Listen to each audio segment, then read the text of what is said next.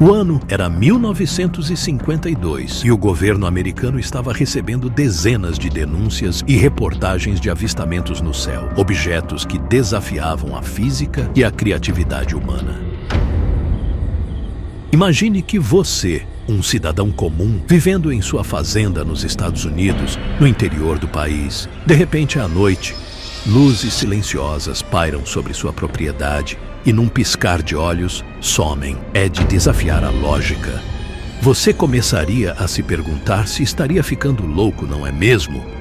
Numa época onde a televisão era em preto e branco, onde a ideia de vida alienígena era algo inexistente para a maioria das pessoas, relatos começaram a eclodir de todos os lados. Quedas de energia em cidades inteiras, perseguições aéreas por pilotos da própria Força Aérea Americana. Algo muito estranho estava acontecendo. E a verdade é que, até hoje, ninguém conseguiu explicar todos esses casos. Hoje vamos abrir os documentos oficiais da operação que tentou silenciar essas histórias. O Projeto Blue Book. O que eles tentaram esconder?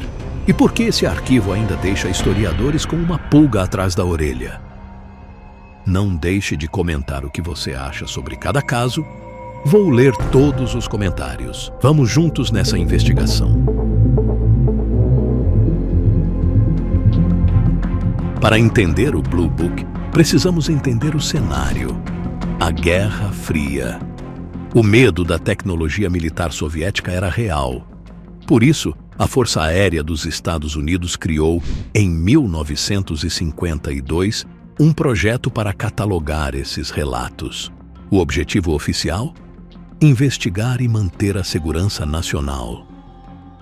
O objetivo real era desmistificar os relatos bizarros sobre avistamentos de objetos estranhos no céu. E aqui entra uma figura central e intrigante: o Dr. J. Allen Hynek. Ele era um astrônomo renomado, contratado pelo governo para ser a voz da razão. A missão de Hynek era simples: encontrar uma explicação científica para cada caso. Se alguém viu uma luz, era um balão meteorológico. Se viu um objeto rápido, reflexo de luz em gelo ou gás de pântano. Mas algo inusitado aconteceu. Hynek, que entrou no projeto para desmascarar lunáticos, começou a analisar os arquivos com calma. Ele percebeu que, em vários casos, as explicações oficiais não colavam. Ele começou a notar padrões que a física da época não explicava. De um cético convicto, ele se tornou o maior defensor de que algo, de fato, estava acontecendo nos céus. O governo, porém, não gostou nada disso. O incidente de Lubbock, 1951. Imagine centenas de pessoas, incluindo professores universitários, vendo uma formação perfeita de luzes em V, cruzando o céu de Lubbock, Texas. O brilho era intenso e claramente visível. O Blue Book veio a público dizer que eram pássaros refletindo as luzes da cidade. Sério? Pássaros voando a velocidades hipersônicas em formação perfeita? É querer brincar com a inteligência de quem presenciou algo tão estranho naquela noite em Lubbock. A queda de Thomas Mantell, 1948. O capitão Mantell foi enviado para interceptar um objeto metálico, gigantesco, avistado por várias bases. Sua última comunicação foi: o objeto é metálico de tamanho enorme, está subindo. Pouco tempo depois, seu avião foi encontrado em destroços. A explicação oficial? Ele teria se perdido e morrido por falta de oxigênio ao tentar alcançar Vênus. Sim, Vênus. O que isso nos diz? Que, quando a ciência falhava, o governo usava o ridículo para esconder a verdade. Isso seria para acalmar os ânimos da população e evitar um caos global no mundo inteiro, ou para esconder algo que o próprio governo mantinha em segredo? O caso Levelland, onde a física parou. Em novembro de 1957, na cidade de Levelland, Texas, a noite se tornou um cenário de filme de ficção científica. Em um intervalo de apenas 2 horas, diversos motoristas, em estradas diferentes, relataram o mesmo. Seus veículos simplesmente morreram. Faróis apagaram, motores pararam e o rádio ficou mudo. O motivo? Um objeto em formato de ovo, brilhante, que pairava sobre a estrada. Quando o objeto subia, os motores voltavam a funcionar. A explicação do Blue Book? Uma tempestade elétrica e trovões. Mas, tragicamente para o governo, naquela noite, o céu estava limpo. A pergunta que fica é: o que tinha a capacidade de desativar sistemas elétricos complexos em 1957? Será que estamos lidando com uma tecnologia que até hoje ainda não compreendemos totalmente? O policial que viu demais. Em 24 de abril de 1964, o oficial de polícia Lone Zamora estava perseguindo um carro em alta velocidade em Socorro, Novo México, quando algo chamou sua atenção. Um rugido forte e uma chama azulada no céu. Ele desistiu da perseguição e foi investigar. O que ele viu foi um objeto em formato de ovo, pousado em um terreno baldio, com 2 seres pequenos ao lado, usando trajes brancos. Quando Zamora se aproximou, o objeto decolou com um barulho ensurdecedor, deixando marcas de queimadura e furos no solo. O projeto Blue Book investigou o local, encontrou as marcas, confirmou que as árvores ao redor estavam chamuscadas, mas não conseguiram dar uma explicação plausível. O próprio J. Allen Hynek, que visitou o local, admitiu: este é o caso mais intrigante de todos. Se nem o especialista do governo conseguiu negar a evidência, o que eles realmente encontraram ali? O mistério das luzes de Washington.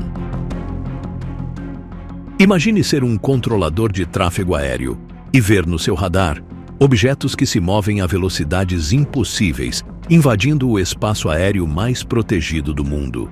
O Capitólio, em Washington, D.C. Não foi apenas uma vez. Em julho de 1952, por 2 fins de semana seguidos, luzes não identificadas sobrevoaram a Casa Branca e o Pentágono. Caças da Força Aérea foram enviados, mas toda vez que se aproximavam, os objetos simplesmente aceleravam e desapareciam. A reação do governo? O general John Samford convocou a maior coletiva de imprensa desde a Segunda Guerra Mundial para dizer que era apenas uma inversão de temperatura. Vocês acreditam que a segurança do país mais poderoso do mundo foi colocada em xeque 2 vezes por causa de uma simples mudança de temperatura? Ou será que ali estava a prova definitiva de que eles não tinham controle algum sobre o espaço aéreo americano? Por que o governo americano quis tanto esconder ou ridicularizar esses acontecimentos? Aqui, temos 2 linhas de pensamento principais. A tecnologia secreta. Talvez eles estivessem testando tecnologias experimentais americanas que não podiam ser reveladas nem para o próprio povo,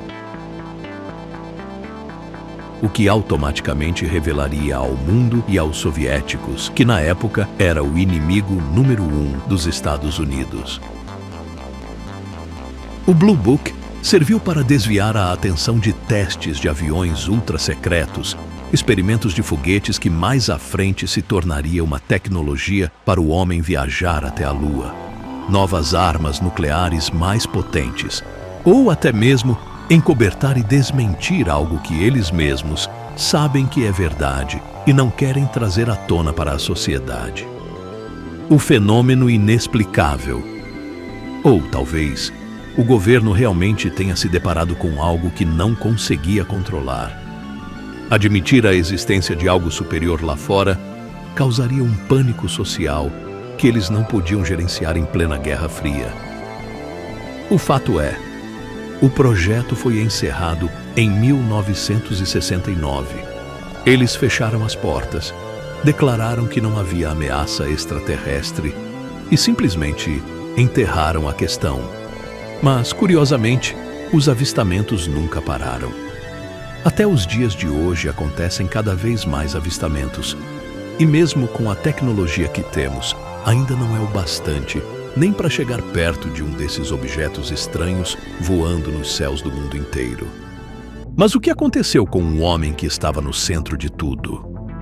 O Dr. J. Allen Hynek. Quando o projeto Blue Book foi encerrado em 1969, a Força Aérea achou que tinha se livrado do problema. Eles declararam oficialmente que os OVNIs não eram uma ameaça e que a investigação não valia mais o investimento. Para Hynek, aquele foi o momento de libertação. Ao sair do governo, ele não se aposentou. Ele fez o oposto. Ele percebeu que havia passado quase 2 décadas sendo a ferramenta que o governo usava para desacreditar o testemunho de pessoas comuns. Sentindo o peso dessa responsabilidade, ele fundou o CUFOS, Centro de Estudos de OVNIs. Hynek passou o resto de sua vida não mais como um funcionário público, mas como um investigador independente. Ele viajou o mundo, coletando relatos, criando a famosa escala de encontros imediatos, que, inclusive, inspirou o clássico de Steven Spielberg. Mas o final da vida de Hynek traz uma reflexão que vai te deixar pensativo. Mesmo após anos de estudo, em uma de suas últimas entrevistas, ele disse algo que contradiz tudo que o governo pregou por décadas. Ele afirmou: o fenômeno OVNI não é apenas real. Ele é algo muito mais complexo do que pensamos. Não estamos lidando com naves de outro planeta. Estamos lidando com algo que está além da nossa compreensão da realidade e da física. Hynek morreu em 1986, levando consigo segredos que ele certamente descobriu e que nunca puderam ser revelados. Ele provou que, quando você olha para o céu por tempo suficiente, o universo acaba te olhando de volta.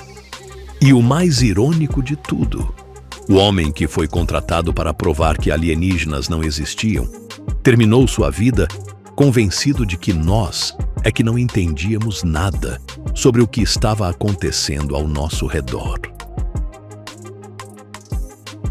Chegamos ao fim da jornada por hoje, mas esse mistério está longe de um ponto final.